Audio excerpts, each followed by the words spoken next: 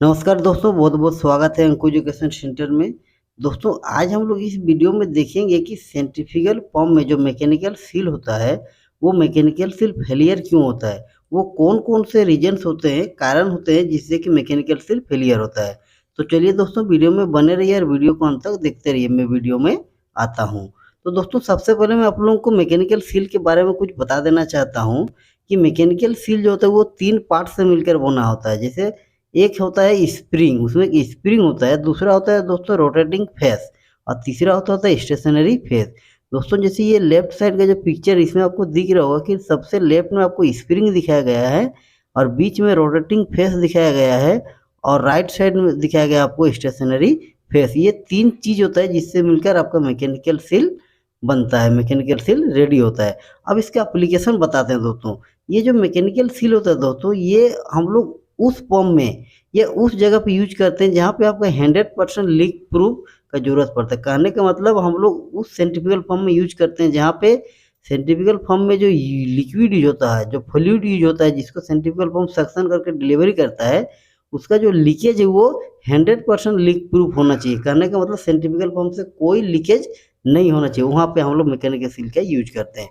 ये फेलियर क्यों होता है, इसका रीजन हम लोग देखेंगे। तो दोस्तों, जो पहला रीजन है वो होता है ड्राई रनिंग। मान लीजिए कि आप सेंट्रीफ्यूगल पंप को ड्राई कंडीशन में रनिंग कर रहे हैं, तो उससे क्या होगा कि जो आपका मैकेनिकल सील है उसमें एक रबड़ का पार्ट्स होता है और वो स्प्रिंग एक स्प्रिंग होता है। तो वो क्या होता है कि ड्राई कंडीशन में फ्रिक्शन होने की वजह से हीट जनरेट होगा और हीट जनरेट होने की वजह से आपको जो रबड़ सील रहता है, रबड़ पार्ट रहता है, वो डैमेज होने का चांसेस रहता है, जिससे कि आपका मैकेनिकल सील फेलियर हो जाता है। जो नेक्स्ट पॉइंट है दोस्तों वो है केमिकल अटैक। मान लीजिए कि आप जो केमिकल को, जो लिक्विड को आप सक्शन करके डिलीवरी कर रहे हैं पंप में, तो वो जो केमिकल है वो आपका जो मैकेनिकल सील में रबड़ होता है उसके साथ अगर रिएक्ट कर गया और रिएक्ट करने के बाद अगर वो कुछ कंपाउंड में चेंजेस हुआ, तो उससे क्या होगा कि आपका जो रबड़ आइटम होता है वो आपका डैमेज होने का चांसेस रहता है या डैमेज हो जाता है, तो जिसके कारण आपका मैकेनिकल सील फेलियर हो जाता है। नेक्स्ट जो पॉइंट है दोस्तों वो है कैविटेशन। मान लीजिए आपका जो सेंट्रीफ्यूगल पंप है, वो सेंट्रीफ्यूगल पंप में आपको कंटिन्यूसली कैविटेशन हो रहा है।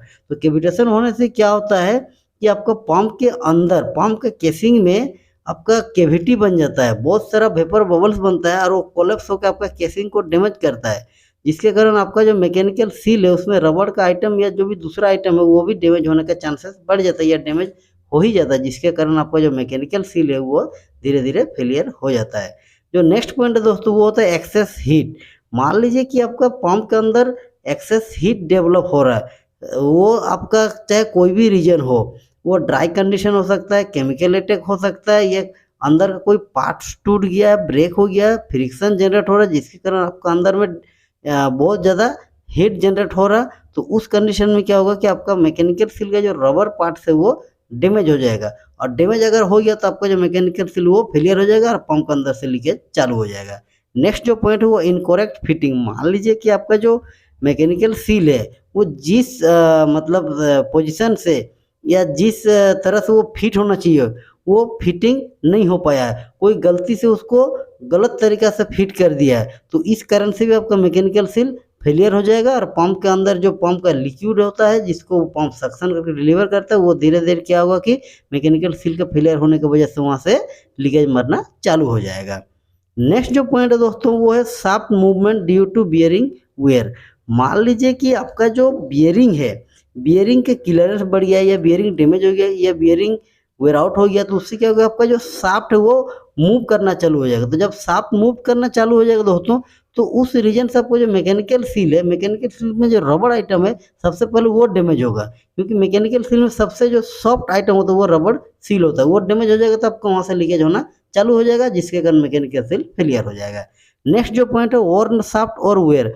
मान लीजिए आपका जो शाफ्ट है वो शाफ्ट ही वर्न आउट हो गया, शाफ्ट घिस गया है, शाफ्ट वेयर आउट हो गया है, तो उससे क्या मतलब होगा कि आपका जो मैकेनिकल सील है जहाँ पे वो शाफ्ट में यूज हुआ है, शाफ्ट में जहाँ पे उसको हम लोग फिट करके रखे हैं, वहाँ पे क्या होगा कि एक क्लियरेंस डेवलप हो जाएगा मैकेनिकल सील और शाफ्ट के बीच, और वहाँ से मटेरियल धीरे धीरे लीकेज होना चालू हो जाएगा और आपका जो मैकेनिकल सील का रबड़ आइटम है वो धीरे धीरे डैमेज होना चालू हो जाएगा। नेक्स्ट जो पॉइंट है वो सॉलिड इनग्रेस। कह रहा है कि मान लीजिए आपका पंप में या जो मैकेनिकल सील आप जहाँ पे लगाए हैं उस जगह पे मान लीजिए आपका सॉलिड का एंट्री हो गया, कोई सॉलिड पार्टिकल का एंट्री हो गया, तो सॉलिड पार्टिकल क्या होगा कि रबड़ आइटम को बहुत जल्दी काट देगा, रबड़ आइटम को बहुत जल्दी डैमेज कर देगा, जिसके कारण आपका जो मैकेनिकल सील है वो धीरे धीरे से फेलियर होना चालू हो जाएगा और आपका वहाँ से लीकेज होना चालू हो जाएगा। तो इस तरह से हम लोग देखें दोस्तों बहुत सारा रीजन है जिससे कि आपका जो मैकेनिकल सील होता है, जो सेंट्रीफ्यूगल पंप में यूज होता है, वो फेलियर होता है। तो आज का ये वीडियो कैसा लगा कमेंट में आप जरूर लिखिए, और अगर चैनल में आप नए हैं तो मैं बार बार कहता हूँ कि चैनल को सब्सक्राइब करके ऑल पे क्लिक कर दीजिएगा, ताकि इस तरह का जो भी वीडियो मेरा आएगा उसका नोटिफिकेशन सबसे पहले आप तक पहुँच सके। धन्यवाद।